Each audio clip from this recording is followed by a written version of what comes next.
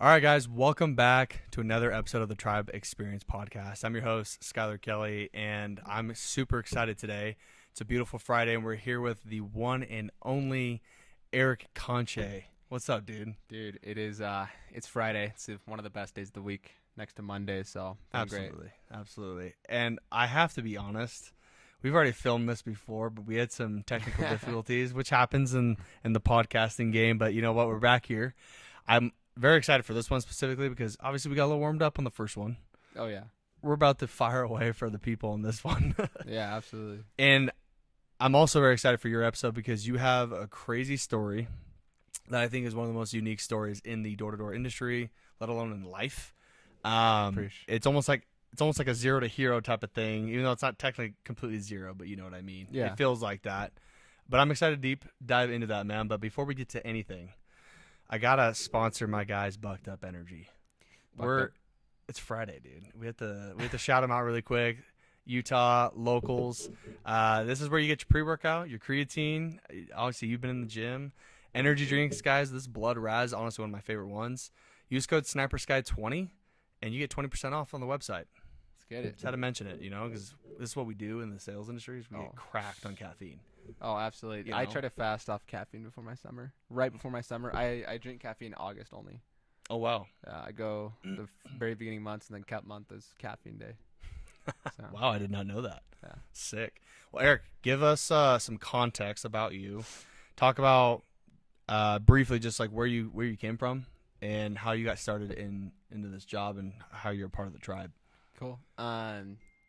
Well, I'm from American Fork, Utah. That's the very first. Shout out American Fork. A lot of the sales guys here that have already done podcasts from American Fork, Lehigh. I'm 19, and yeah, just born and raised American Fork. I got into sales. I was working at Walmart, and one of my good buddies, his name's Ethan Baker, and he's actually still with us. He just got back from his mission. He ended up recruiting me, but the whole reason I said yes to door-to-door was I remember sorry, quick. It's all good. I remember busy guy. Oh, yeah. I remember I'd gone through a lot of personal development already, and I'd already been looking for something and looking for an opportunity. And one of the most important things, so that was YouTube wealth management. I had no connections or network growing up, and I was just always trying to achieve what the dream was, the American dream, like family, kids, cars, whatever, all these flashy things that everyone has and wants. And the very first thing that would always pop up is get a high income skill, learn a high income skill, whether it was coding, whether it was something in tech, whether it was even getting a degree. But a big one was sales. And I remember watching a YouTube video of a guy who had done car sales, and I was like, dude, well, my buddy's doing pest control sales. Why don't I just learn how to sell pest control and then go move to car sales? And that was the whole reason I was like, yeah, I'm down. I want to sell a summer. So that's crazy. So just for some context for everybody too, people don't even know, Eric Canche is one of our regional managers here at Hawks Services and part of the tribe. Eric, I think, and we'll get more into this, I think you're projected to do about 10 this year, right? 10 million? I personally think we'll crush 10. I think wow, I love it. Yeah. You're 19 years old. Yeah. You have regional manager status under your belt. I don't think status matters all that much, and I know it doesn't to you, but at the same time, I just have to recognize how impressive that is, and that says a lot about your character as an individual, how you lead people, and just what your reps, get out of this, because leaders lead from the front. Absolutely. And you're obviously doing something right, so we're going to talk about that. But yeah, so you're 19, you're regional manager here, about to crush 10 million this summer. You started door to door at what age though? I think I knocked my first door when I was 16. I was on a blitz. Oh my goodness, 16 years old, knocked your first door. And then what's interesting about this whole thing that I want you to briefly talk about is, you're a high school kid, so talk about that time in high school and what happened after your first time knocking doors to now, basically. Dude, that's a loaded question, and it is a loaded question. I'm sorry. No apologies. Dude, yeah, no, I was legit 16. I remember if there's two groups of 16-year-olds. They were the kids that are super out there, energetic. They play sports. Especially growing up in Utah, everyone being LDS, they already have a good sense of community. I wasn't. I was just I was super shy. I was really fat before my first summer. I was just a gamer. So I was essentially like this like kid that grew up on social media and going to go knock doors. It was hard for me to maintain eye contact with anyone, Right. my family, my best friends. Like I couldn't even like hold a conversation with, like for example, my friends at all. I couldn't hold a single regular conversation. I had no mannerisms. Knocking doors was like the most amount of, in the very beginning, fear and a lot of uncertainty and a lot of doubt. And it changed a lot. Like my whole rookie year, I remember having the commitment of like, dude, I just need to learn the skills. All I care about is the skills. So rookie year going into it, like I was just so excited to learn how to just like conversate with someone. Like I remember thinking and journaling like, dude, if I could just hold a conversation with someone, because I was so insecure in so many parts of my life, and my first summer did that for me.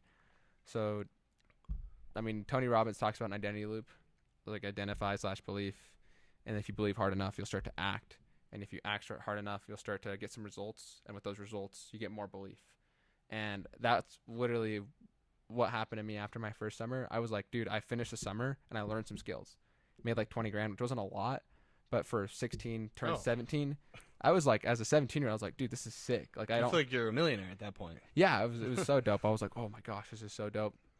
I ended up doing termites postseason after my first summer. That part of my story is really crazy. I ended up selling my rookie year total with termite included, like 11 markets. It was either 9 or it was 11 markets, and it was just a really, really weird experience for me because I went online school and I just cut off everyone, and I was just so committed to like succeeding. Dude, I was sleeping in my car. Like I didn't care, bro. I think I slept like over at least 20 days in my car that year, just going from place to place. Like I know it. I know my story. It's like it was Arizona. I don't want to bore the camera. You guys can cut this out, but it was Arizona. No, tell. It was Utah, Arizona, Baltimore, Ohio. Came back home. Then I went to St. Louis, Missouri. After St. Louis, it was Indianapolis, then Chicago, then to Michigan, then back to St. Louis, back home. Then I went from home. I went to California right after I came back, and then I went to Raleigh, North Carolina. This is all driving, by the way. Raleigh, North Carolina. Came back from Raleigh. Went to California again for Ben Ward's mastermind. So I was 17. I went to California, and it was so freaking cool to be in that room with all the regionals. I remember I was 17, and like I saw every single regional currently at Hawks in there. And I was like, it was so much power and proximity. There were so many great people there. It was so cool. Anyways, I came back. After California, I went to Dallas, Texas, came back home, and at this point, it's, I think, February or March, and I'm running my first blitz. Got back from Texas. Oh, actually, after Texas, it was Louisiana, then back home. And then I ran my first blitz, not even a week later. So, like, if I look through my camera roll, it's literally, I have all of it recorded, all of it. I got photos of everything. It's like, dude, I was not in a place for more than 2 weeks. I was consistently on the road, and you're 16, 17 at this time? Yeah, Holy and that's where I learned a lot, because I still wasn't a very confident guy. Like, I still was like, honestly, it was like just my very, very, at the time, little faith in God. And I had no idea why I was succeeding. I just was never confident. Like, I was succeeding, and I was every single time like so stressed and so anxious. I was like, when am I gonna stop succeeding? Like, when am I gonna stop selling? Anyways, I ended up blitzing a lot. Had 19 guys I recruited that year while blitzing. I remember in like Texas and North Carolina, I was still waking up at 3:45 in the morning, and literally like in between termite leads, because for those of you guys that don't know, a cold lead is like a door knock. A warm lead is like the customer's expecting us. I was selling termites, which is, we were selling like these little protection systems for people in the South that get termites. And it was so weird because like in between appointment leads, I would be on the phone recruiting. In between leads, like I literally would start my day at 3:45 and I wouldn't get home till 7:30, and then we would do a Zoom with all my guys that had been recruiting. So it was a consistent like 3 to 7, 3 to 8, 3 to 9 grind every single day, and then I'd go do a 20-hour drive. Then I'd come back home, stay for a day or two, and then go drive again. And I would drive and I would like sleep in my car if I had to. I would do Navy naps. If you guys don't know what Navy naps are, I actually don't know what that is. What is so that? I think Jocko Willink talks about it on one of his podcasts, but. I could drive 18 hours without stopping, and then at hour 18, I hate stopping. I refuse to sleep. So like I'll turn my body upside down, and you just put your legs on your headrests, and all the blood gets to your head. And I would actually crack an energy drink and drink it, and then I would take a 10-minute nap. And then all the caffeine would take like 10 minutes to absorb. The blood would go to your head. You'd feel right awake. And I would do that like after 18 hours, probably like every 3 to 4 hours, and I'd only do a Red Bull because they had like 80 milligrams of caffeine. It wasn't like 200. Yeah. But yeah, I like learned a lot about how to pace myself, and I learned a lot about myself. Ben Ward and Brian Tracy. So you guys might know Ben Ward, great guy, literally one of the best to ever do it in my opinion in sales. One of his mentors, I think it's his direct mentor, it's Brian Tracy. Brian Tracy talks about how you could get like, I think it's like a doctorate, or he says you can get a degree in your car just from audiobooks. There's so much to learn, and I learned a lot that year. I'm pretty sure I ended up reading more than 40, probably 40-ish books just from driving that year 1, year 2. So then I led my first team, but I get in that later. Yeah. That was all rookie year. That was all year 1. That's crazy. Yeah. You're 16, 17 years old. You're doing all that driving. You're ambitious to recruit. Dude, that's insane. I'm serious. I don't know if there's anybody else in this industry that has a story like that. So this is very unique. I'm so excited to hear more about this. But Eric, also, I have to ask, what does your family think as a 16, 17-year-old? What are they saying to you when you're doing so many things? You're leading by example. You're pretty mature at this point. Yeah. Right. You're doing life as an adult when you're not even an adult yet. Yeah. So what was kind of their thought process? Were they kind of arguing with you back and forth like, hey, you shouldn't do this? Were they trying to tell you to stop? Or were they like, dude, this is awesome, keep going? Or were they like... Mm-hmm. I feel like a lot of like people that have immigrant parents might understand this.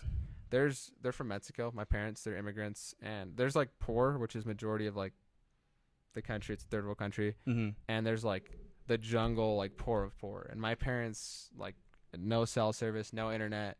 Like they're not even like semi middle school educated. Like they don't have any schooling at all. Did they speak Aztec? No, they spoke Mayan. Mayan. Yeah, no, wow, like cool. and my grandparents speak Mayan. My parents speak a little bit. The reason why I asked is because it's usually what happens if in the Latin cultures, I started my mission in Paraguay. If they were like in the country, no cell service type of thing, they knew Mayan or Aztec or whatever. They would know their Tribal. native language. It wasn't Spanish. Yeah, and that's what it was. Like literally 4 hours from any big city, just a little small jungle town. My dad grew up in like a wooden hut.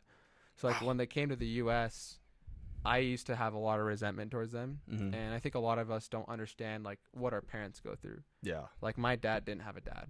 Like his dad passed when he was super young. My mom was like traumatic childhood. So like all up until I was like 15, I was just always like bashing myself and my parents of like, why don't we have this or why don't we have this? And that year when I was telling you, like I had so much time to just think.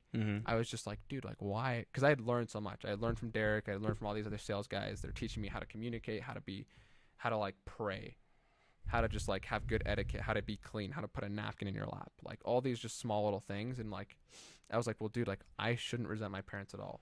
Like they had none of this, but what they did is they gave me an opportunity and put a roof over my head to have this opportunity and to seek it. And so with that being said, like my parents just can't really comprehend a lot of it. They really can't. Like I can go home right now and like pull out $100K in cash and just throw it down on the table and they wouldn't care. They'd be like, oh, like what's up? How are you today? They literally just would have no like comprehension of it. So when I dropped out of high school during termites. I remember I was doing online and I didn't submit my credits. So I called AF. I switched my address on file. I just typed in like one digit wrong. I put my phone number on file and I put one digit wrong because it wouldn't let me put your student's phone number on there. And like my parents didn't get any phone calls. They didn't get any like letters saying like, hey, your son's absent. Just no one really knew. And I was just telling my parents I was doing great in school because I was doing really good. Like I was all AP, all honors. My parents have always just thought as me of like really smart. So they just never questioned it. Well, you definitely are smart. Definitely, I agree. I can see where you're very smart, but that is also very crazy. So they just never had any clue. No, not really until it wasn't until my second year, and then I told them middle of second year. I remember I was in Atlanta, and my parents had called me like, "How's school?" And I was like, "Hey, like to be honest, like I just haven't done anything. I'm an ATL." Yeah, well, they knew I was in Atlanta because they knew I was selling at that point. And okay, but they just thought you were online. Okay. Yeah. And I was like, Mom, Dad, like I need to get a GED if I want to graduate high school. And my parents freaked out because they didn't care like money or anything. They're just like, you know, their idea of the U.S. is have them go to school, have them get a good job. And it was until I had like I knew that year I made 6 figures. Like the numbers just no matter what, even if cancels were terrible, costs were expensive. Like I guaranteed myself 6 figures that year, and once I knew that, I was just like, just fully open about it to everyone. I was like, I had a 6-figure year when I was 18, and I was just like, like sales is possible. It's like I've done it once. Doesn't matter how many times I fail or give up or lose. Like I can do it again, and that gave me a lot of confidence going to year 3. So sick, dude. So is this year 4 for you right now, or year 3? Mm-hmm. This will be year 4. So I've done 3 summers. And you're 20? 19. 19. Yeah. Blows my mind. I love it, dude. What an amazing story. Origin story, I should say. You're still writing your story. There's still every so day. Much. There's a lot. There's so much, right? This podcast could be like 10 hours long. I know, and we're gonna obviously have you more down the road because you're gonna keep growing. We're gonna have a lot of different opportunities for sure to have our same guests back on. But let's talk a little bit about this upcoming summer. So, or let me rewind real quick. Your first summer, what did you do in personal revenue? 68K. So it was a very small summer. Hey, I'm sorry, a 16-year-old. we take those. Yeah, I loved it. I love it, dude. You made 20K, so it's awesome. Second summer, what did you do? 205. Massive jump. Third summer? 350. Okay, awesome. And what's your goal this year? 500K. 500K. Just a simple, like, I think I'll go out and rip, like, yeah, I'm pretty confident on it. Dude, I love it. So 500K, and probably sounds like a do or die goal for the downline is 10 mil. Yeah, like, down a hill for it. What do you think is a push goal for you guys on 12 downline? 12? Okay. I would say like we guarantee 8. It 10's like a dude, I have to like really be on it, and then 12 is like, dude, all the horses are sprinting, everything's looking good. It. Well, you have a lot of dogs on your team. We've already had a couple of them on this podcast. I for sure know they're going to be sprinting. Oh yeah, I love them. What is something you're looking forward to for this summer in your team? If there's something different that we're not even thinking about when it comes to sales, like, is there something you've been thinking about that you're like, dude, I am looking forward to this, and we haven't even talked about it? The electricity. This summer was really cool because that summer I led the team for the first time. I had never felt a more electric feeling ever in an office. I remember seeing the board one day where I had 6 rookies have a 5K day. And dude, there's no other manager in the office. It was me, first time running a team, all kids from high school, all kids that were doubted. 5.8, 5.9, 5.55. Everyone else had 3.3, 3.4, and we sold really low contracts. So this wasn't just like, like 4 or 5 accounts. Like, dude, they had all ripped 7, 8, 9 accounts that day. And like just the energy in our office, it was just so awesome. And now looking back at the talent that we had last year compared to the talent we have this year, not only that, the experience I've gained as a leader. Like, I think this offseason we've ran at least 17 blitzes. Like, just total between fiber, pest control. It's been like a blitz legit every week. I have guys blitzing right now. Like, they're 24/7. I'm going on a blitz tomorrow or Monday. And just like the experience and, okay, like we've messed up here. I'm excited, to just answer your question, like a long story short, just the new talent and just the experience. I'm just excited to like get out there and get it done. So cool. Yeah, you're definitely you come across to me as a guy who's like, I'm always high energy and I'm ready to get it done. And I love the self-confidence, man. Where do you feel like you've developed that self-confidence the most? Like, where do you feel like was the turning point in your life? You're like, dude, I believe in myself to go do big things. What do you think that time was? Specifically, it was year 1 or after year 1. I actually remember like pretty dang well. I think it was November 25th. I'd come back from. I can't remember where I was coming back from. I can't remember if it was North Carolina. No, it wasn't North Carolina. I think it was coming back from Michigan. I was home for like a week, and it was me and Liam. We were gonna go drive to North Carolina, and as we got into Derek's car, we got in a car accident. And I've never been in a car accident. It was like a 4-vehicle car accident. Like Derek's Mazda was very messed up. Oh, jeez. We hit a bunch of cars. I was like, oh my gosh, like life is real. Like, it was a very wake up moment. And then I called my dad and I was like, here, Dad, here's $1,000. Take your car. I'm driving to North Carolina. And within 2 hours, I'd left. And wait. What'd you do? You get your dad $1,000 for to take his car. To take his car. To take his car? Yeah, because they won't let me just take it because I was driving from Utah to North Carolina, so I put a bunch of miles on it. And I was like, here, Dad, like I gotta go. And so you had to get rid of the car. So Derek's car got car accident. Liam was driving it. They had to deal with that whole fiasco. Yeah. And I was like, well, I committed to going to these dates and I need to learn. I need to grow. And like I just like realized like I was working so hard that was just like a natural thing that I did of like, dude, I'm gonna go. I need to go. I need to get out of here. And So wait, you were in Utah now. gone to car accident on like while picking up a car Okay. while getting ready to leave to North Carolina. Got it. And then you just said, "Hey, Dad, I need this car, so here's $1,000. I gotta go." Yeah, because the car we were gonna drive to North Carolina was totaled. Oh my goodness. So I was like, you know what? I'm gonna drive to North Carolina. Just drove by myself. Didn't stop. And I think that moment in particular, on the way back from St. Louis, I remember I read The Magic of Thinking Big, which is a book on like why you should freaking dream big. Mm-hmm. And even to this day, till like this very moment, every single year, my biggest regret has been not dreaming bigger. I felt like I'd achieved every dream that I had, like every single time. Like year one, like my dream was small, and it was big for everyone else. But because everyone else made it so big, and to me it felt small, I still hit it.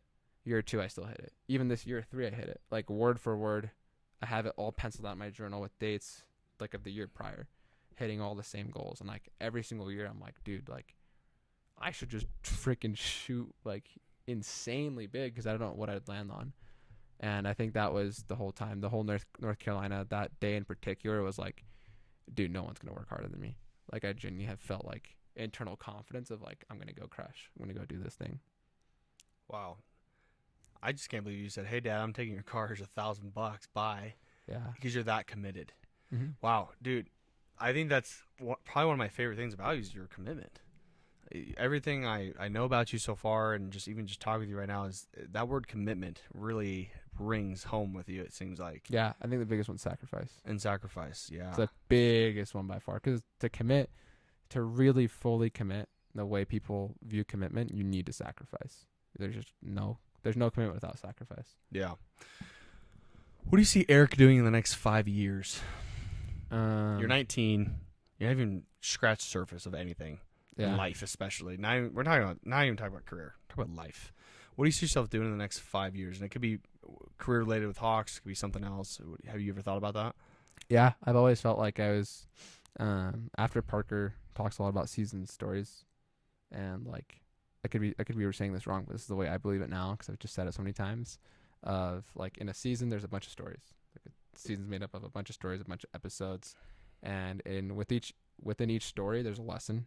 Right, every episode you watch, there's like a whole point of it. There's a lesson, and I always wanted to jump into like 8-figure, 9-figure. Like I want to like ball out. I really do. Yeah. Ended up got baptized, became really religious, and a lot of what I view as like the next 5 years now is like, dude, I'll learn the skills to help build the kingdom of God. It was like a huge one for me because I've seen what it's done in my life and how it's changed me, and being able to just pour into that to just as many people as I can is the goal.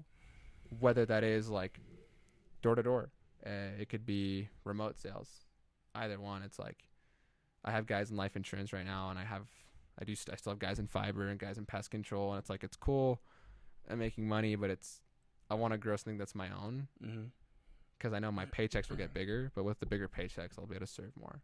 So right. I think ultimately I'll have a business in 5 years. Like guaranteed without a doubt, like everything I'll have a business, but what the business is, I don't know. Cause I feel like people always ask me, what do you want to do in 5-10 years? I'm like, own a business. Like what business? But I think it's not about the business. I think about like what business is it going to be that's going to let me impact more people. But yeah, I think I'll be a business owner. Probably married. Definitely married. Definitely married. Definitely have kids. 100%. Cool. Eric, I actually do want you to talk about this. Not everybody that watches this podcast or listens to us, not everybody's LDS, but you obviously just got baptized. It's actually a really cool story, and I think it's way more than just a specific religion and all that, right? But I want you to briefly explain how and why you got baptized, because Derek kind of told me, and I think it was one of the coolest things I've ever heard, so I'd love to hear it on your side. Dude, what happened? I love my testimony a lot, and it goes back to everything I just shared. Like I feel like my life was just overall a miracle. Like everything in my life I felt like it's just been miracle after miracle. I think it starts in middle school. everyone here in Utah is religious, by the way, whether you're watching this or not. Everyone's LDS, and I wasn't. So I kind of was like an outcast, and I hung out with a bunch of kids that weren't LDS. And a lot of times when we get together and we're just hanging out and we're just rambling, just being kids, there'd always sometimes be the conversation of like, hey, what do you guys believe in? Do you guys believe in God? And, you know, a lot of my friends were atheists or didn't, or would shiz on the church or shiz on just religion in general. And I was born and raised Catholic, and I never went to church. I never understood anything, not an ounce of it. But I just knew I was baptized. I knew I believed in God. Yeah. That was my only understanding. And people were always like, Eric, there's no way, blah, blah, blah. And they would try to like get me to say, you don't believe in God, right? Like they try to assume that I didn't. And people were like, and I always remembered like not knowing, because I just had no faith and no testimony. But like I feared saying I didn't believe in God. And that's something that I like remember throughout the entire 3 years, as I always feared not believing in if God is real. Like I've never, like, you could never get me to just fully believe. And it was that little like particle of faith that I had that like resonated with me throughout those 3 years when things got really hard, because it was really freaking hard. I was such an introvert. I had no friends, like I said, no mannerisms and comparison and all these things, all these like these thoughts Satan tries to put into your mind, and all this guilt and shame and doubt. And I felt like I'd had miracle upon miracle upon miracle happen in my life during the year 1, 2, and 3. And it wasn't until my full 6-figure year, my year 2, I remember looking at guys that were in the LDS church specifically, because Derek was always around me. He always preached to me. Yeah. And I was always like, dude, I'm never believing in the other church. Never. Like, you're never going to get me to say, like, you'll never get me to read a Book of Mormon. Never, dude. I'm never doing that. I just, like, it was just something that so many people liked and pushed on me that I just resented it for no reason. Yeah. And I remember I would look at some of the happiest people I saw in my life, like Derek Childs and Kai and Cash, and Dylan behind camera knows who I'm talking about, and Zeke.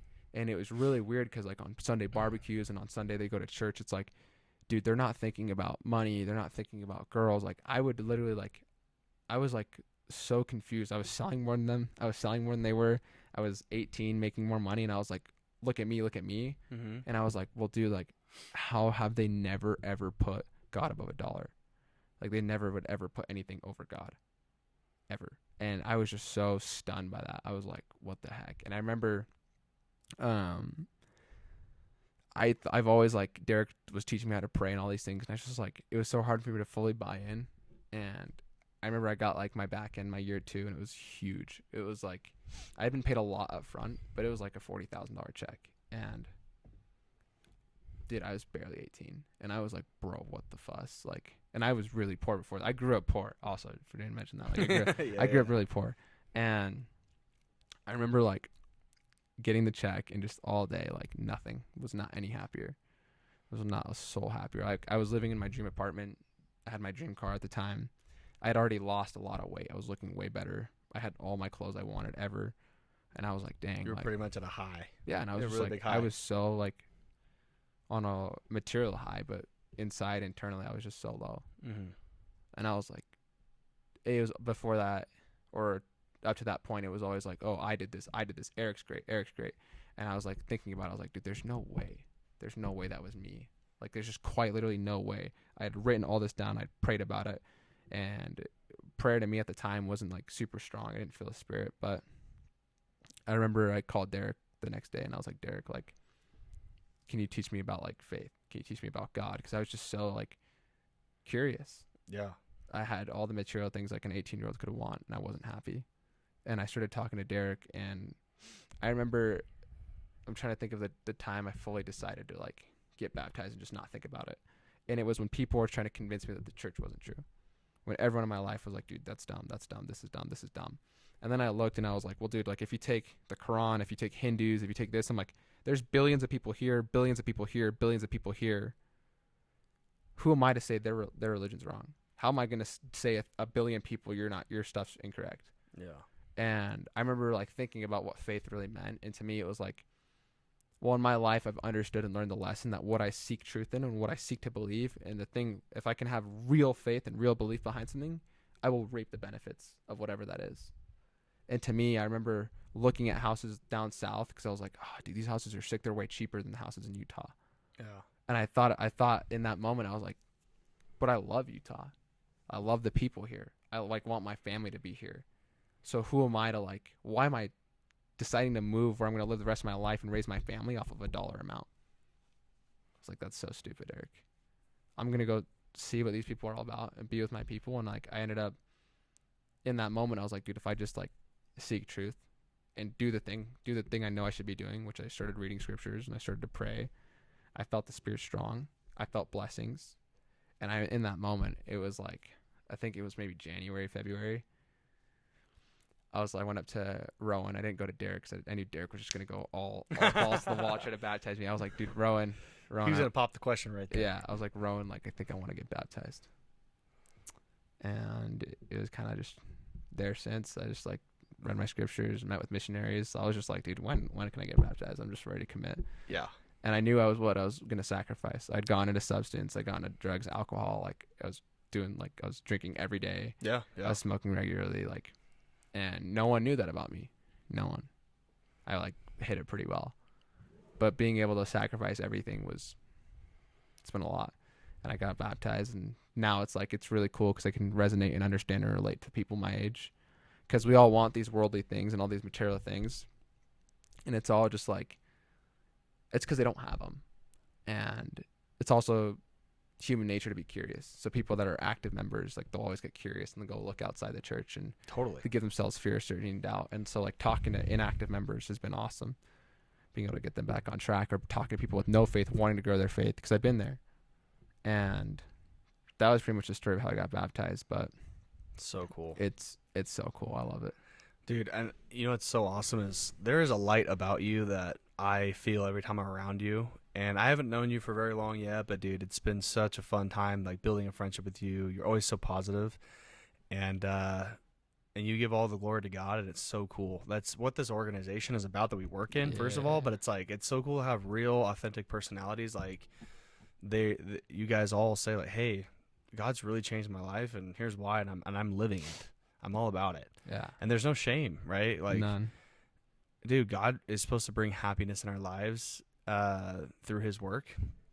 And I think it's so cool, your story, man. And you're only going to keep getting better and keep inspiring. You have to give some context to these kids, right? I mean, not kids. Let's say young adults here. Yeah. They're all kids to me, I guess, when I'm almost 30. But a lot of people watching this are very young. Mm-hmm. They're your age. They're 19, 20, 21. And a lot of them are lost. They're just like, dude, I'm just trying to get to the bag. How can I chase the green? How can I chase the tail? Right? There's so many things that's around in this world that's so deceiving. And so maybe can you give some context as to why you said, hey, I really don't care about chasing women right now and like really chasing like a hard bag. I'm chasing the opportunity to better myself. What kind of advice can you give to people that are your age listening to this and watching this? And that probably work within the tribe too. Because you're obviously in a position that I think a lot of people desire, you know? That's right. Yeah. That's a great question. That's the most important question is like, how do you move and where you're at in life? And I think the biggest one is a really, really strong why, obviously. And it's just so fugazi. Your coaches tell you about a why. Your workplace tells you about a why. It's like, it's something that people don't take seriously. But we run a mind, heart, feet. And it talks, and this is how you should ask if your why is correct, if your why stands true. You have what you want, why you want it, and how you're going to achieve it. Mind, heart, feet. Ben Ward. It's all Ben Ward. And when it comes to what do you want, think about what you want. A lot of kids want $100,000, $1 million. Think about a car. They think about all these like really worldly things and material things. You ask yourself, would you die on the hill? Would you die battling for this thing? And you choose a 12-month goal. You choose something that's so doable right now, because people really underestimate what you can do in 1 year and overestimate what you can do in 3. So choose a goal that can apply right now. And I always would think about this why, and then think about this what. Like, what do I want? For me, this year it was $17 million org. That's still, I write it down, even though like I might not be on pace for it. I still write it down every day. This is what I want. And then I have my 7 layers deep of why I want it. And you can go deeper than 7 layers, but you're going to ask yourself, why do I want this thing? And you're going to start to figure out like, okay, a lot of kids now, if you're what do you want for the year? Your goal for the year is $100K. What if someone just gave you $100,000? Kids just get like, they freaking crash. Like they glitch. They're like, oh, what would I do? And that's how you know, like, dude, you're what you wanted on the year wasn't really truthfully something that big. Yeah. And when it becomes, it's like, okay, if someone gave me my goals, like the things I would desire to achieve this year, my life would be fulfilled. It'd be a really fulfilled life. I'd be serving others, bringing people to God, living my dream life. That's how I know those things are really strong. That's how I know my goals are really strong. So for kids that are lost, clarity. Clarity is the most important thing that you need to chase first. Are you clear on what you want? And if you're clear on what you want, then you can actually start making steps to achieve on what you want. But clarity is quite literally the most important thing ever. And also, sacrifice is so dang important to anyone under the age of freaking any age. It doesn't matter. Because if you're not willing to hurt for your goal, and you're not willing to bleed and pay the price of what you want, you're never going to get it, ever. Yeah. And young guys, like, we have so many things to sacrifice. Many people that are lost right now that I know that are watching this have plenty of vices. And those vices eventually will get in the way of what they want. Doesn't matter why. It doesn't matter when or what.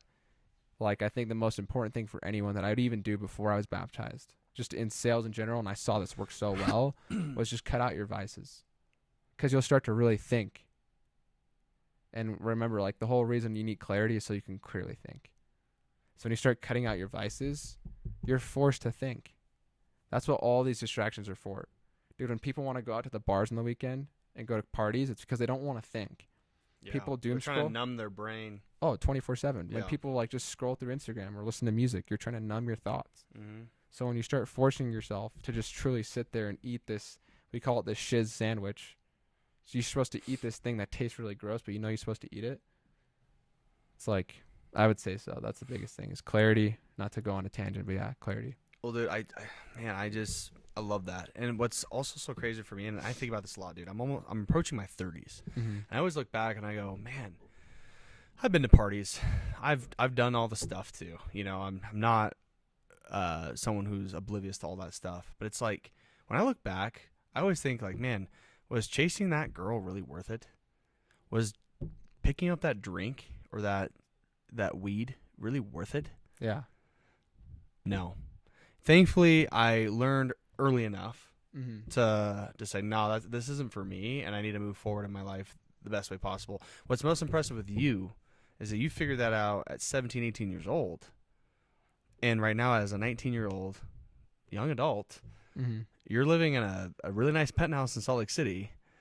You have a multi-million-dollar organization in sales. You're an incredible leader. You get incredible mentorship from top leaders in this world. And, dude, you're not out picking up the drink, and you're not focusing on weed. You're not focusing on the vape, right? You don't care. Yeah. It's not serving you. It's not, making you money, and it's also not helping you make an impact on others. That's the most important thing, right? So it's like, for anybody that's watching this, understand that someone like Eric has figured out that stuff doesn't matter at the end of the day. It does not matter to go to college and get in all this debt and go chase tail. Yeah. And then come out of college thinking, okay, well, what do I do now? Right? I just wasted all this time in class, probably, if you didn't really like your major or whatever you were doing. A lot of people do that. And I just spent all this time chasing girls and having heartbreaks and all this crazy stuff, which, you know, that's life. But now you're probably $50,000 to $100,000 in debt, and you're looking for the job. Yeah, that's why clarity is important. You know, if you're like I'm still a believer in school. It's like if you're clear on why you're going to school, then you have to be clear. Yeah, everything you go to school for, it makes sense. Yeah. And if you're clear on what you want in a partner, like a wife, you're gonna stop chasing all the stuff you don't need because you realize it doesn't matter. You're never gonna benefit from it. Yeah. Clarity is everything. It's so dang important, and it's just like I wish I could just hammer that into everyone's head. It's like, dude, find out what you want. But the only way you find out what you want is by thinking, and people refuse to think. So. And also, having clarity in your life is probably one of the most attractive traits a man or a woman could want in each other. Oh, yeah. Straight up. Yeah. Here in Utah, everybody just wants to play this game, right? And trust me, I've played it. I've been through it. I'll play the game. You know what I mean? Yeah. But it's like, when you have that clarity, that's when the right woman's gonna come in your life, or right man if there's girls watching this, because they're gonna find that attractive to you, and then they're gonna want to chase you because they know you have that high value in life. So I find that so impressive about you, Eric, and so valuable that you bring this to the tribe. We can go forever talking, man. I'm so excited to talk to you more in the future. Absolutely. Briefly, just tell me really quick what makes you different in this region. And if people were to come and hit you up and say, Eric, I want to work with you, why should they work with you? I think by far the biggest thing that makes me different is I feel like the things that we teach are correct principles, and it's a formula. So as long as you plug into the formula and you do the things you know you should be doing, and you stop doing the things you know you shouldn't be doing, that you will succeed. I have seen, and it's like the talent I've worked with the last 3 years prior, none of us were naturally talented, myself included. So I don't talk down to anyone, but I've seen guys that quite literally have had the worst upbringings ever succeed, and within 12 months have more than the people that have been born and raised with everything they could have ever wanted. And knowing that comes from a system and a formula that I know because I've lived it, and I currently still live it. I think that's the biggest thing, is like there's a formula here and it works. Doesn't matter whether you've already sold big revenue. Doesn't matter if you've already made big money. Doesn't matter if you're 24, 25, and you're 5 years, 6 years older than me. If I was 26, I'd still follow the formula. Like, I'm not going to veer from it. It works. So I think just that the formula to success is here. I love it. Well, to round this out, my man, got some quick hitters for you. Let's run it. Let's run it, dude. Just quick hitters, best things to the top of your head. Shout them out. Top 5 artists on your playlist right now, whether they're in the car, you're working out. Who you listen to right now? Definitely Artemis is my number one. Artemis is they're great. I like Nessa Barrett. Okay. Nessa Barrett's also really good. You're a big pop star guy too. I am. I listen give to me a lot some of of white girl this. music. Let me pull it. I listen to so much different stuff. Like I just like look at my recents. Girl in Red, definitely very white girl. She's awesome. The Wallas and let's see, Peach Pit. No, Sabrina Carpenter. No, Olivia Rodrigo is my favorite. Okay. Yeah, I like Benson Boone. Yeah, no, I'm very much pop. I like a lot of pop. I like it. Hey, dude. Honestly, My growing up thing. in the early 2000s, for me, I'm like, yeah, people don't understand the alternative pop time culture in that. It's the play. It's the play. Oh, Yeah. play. It's facts. Top 5 dinner guests, dead or alive. Who's giving you the best conversations at your table in this lifetime? I don't remember from last time, but I definitely know Jesus. Jesus up there. Definitely like dead or alive. Tony Robbins. Okay. Jordan Peterson. Probably Alex Hormozy for sure. I feel like I just like The dog. Probably Marcus Aurelius. Okay, cool. Sorry, one last question I just thought of. I have to ask you: is you're a big dreamer, big believer, big visionary guy, which I love about you. Where would your dream home location be? Park City or Conwood Heights. Okay, because it's beautiful, and I love Utah. I love it. Just love the I don't know people here. why, but I was thinking you were probably gonna say Park City. It's just Yeah. I just could see it, so that's cool. I dream about it a lot. Good for you. I always think about that. Probably in the plans in the future. 100,000%. Love it. Plans right now. Go be neighbors with Post Malone. I would love, dude, Up in Cottonwood Heights, right? Isn't that where he's at? He's in Cottonwood, yeah. Yeah, sweet. Well, Eric, thanks for being here again, man. I know this is take 2. Amazing episode. I think you have one of the most amazing stories in life, as well in this job. You're going to do great things. I'm excited to see how you grow again this summer. How can people get a hold of you, by the way? What's your socials? Instagram. So it's Eric. I think it's _Canche. Let me double check. I think it is, actually. You'll plug it in there. Eric _Canche. Yeah. Last name CANCHE, but it'll probably just post it in the Yeah, we're going to put it in the caption, description for sure. Description or whatever, yeah. Yeah, so hit him up, guys. DM him. Set up a call with him if you're brand new. This is one of the top leaders you can work with for sure in the tribe. He'll take care of you mentally as well as physically, as well as your sales game. This guy's a dog on the doors. But Eric, I love it. thank you so much for being here again, man. Excited to have you back another time. And for those that are watching, thanks for watching another episode of the Tribe Experience podcast. We were here with Eric Canche today, and hit him up, and we'll see you guys in the next episode. See ya. Peace.